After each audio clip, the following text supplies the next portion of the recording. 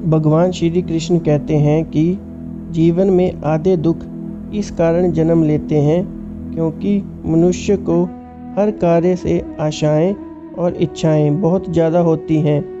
अगर मनुष्य इन आशाओं का त्याग करता है तो उसका जीवन सुखी रहेगा।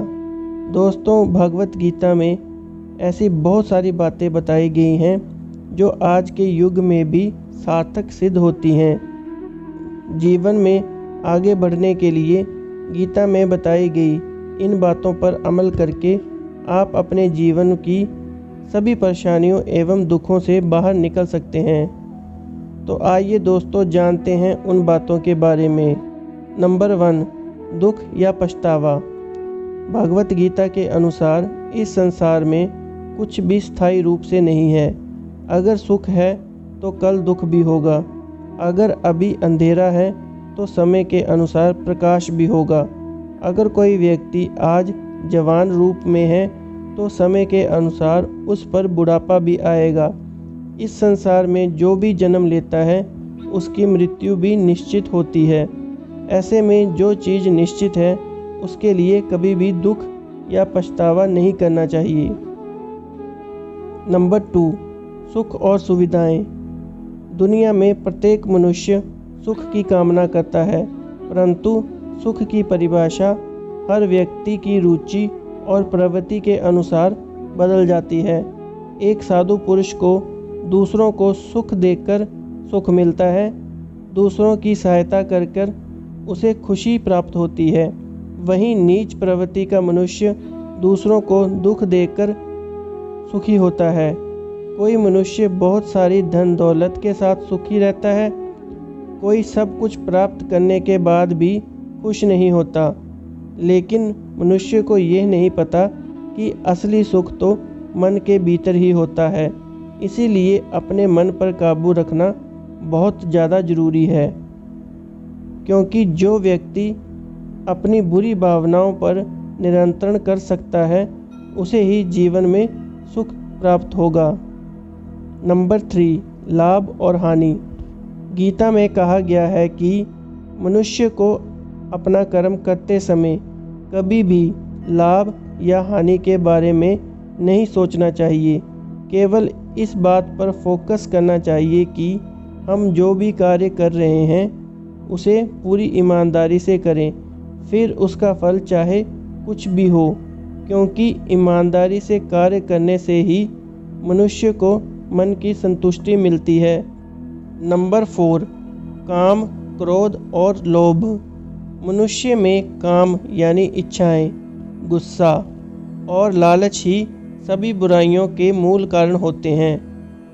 भगवान श्री कृष्ण ने काम, क्रोध एवं लोभ को नरक का द्वार कहा है, क्योंकि जिस मनुष्य के भीतर ये 3 बुराइयां होती हैं वह हमेशा दूसरों को दुख पहुंचाकर अपने स्वार्थ की पूर्ति करने में लगा रहता है। इसीलिए अगर आप किसी लक्ष्य को पाना चाहते हैं तो इन तीनों अवगुणों का त्याग आपको करना ही होगा, क्योंकि जब तक ये बुराइयां आपके मन में रहेंगी तब तक आप अपने लक्ष्य से भटकते रहेंगे। नंबर 5, संसारिक सुख।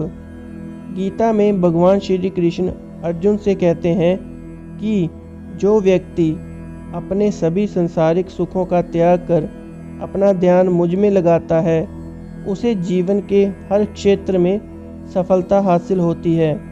बस सफलता हासिल करने के लिए आपको आपकी बुद्धि और मन को स्थिर रखना होगा। नंबर 6, फल की इच्छा। गीता के अनुसार कर्म ही पूजा है और व्यक्ति को अपने कर्म पर फोकस रखना चाहिए। कर्म करते समय उसके फल की इच्छा नहीं करनी चाहिए। जो कर्म करते समय उसके अच्छे या बुरे फल को सोचकर कर्म करना छोड़ देता है उसे मूर्ख समझा जाता है।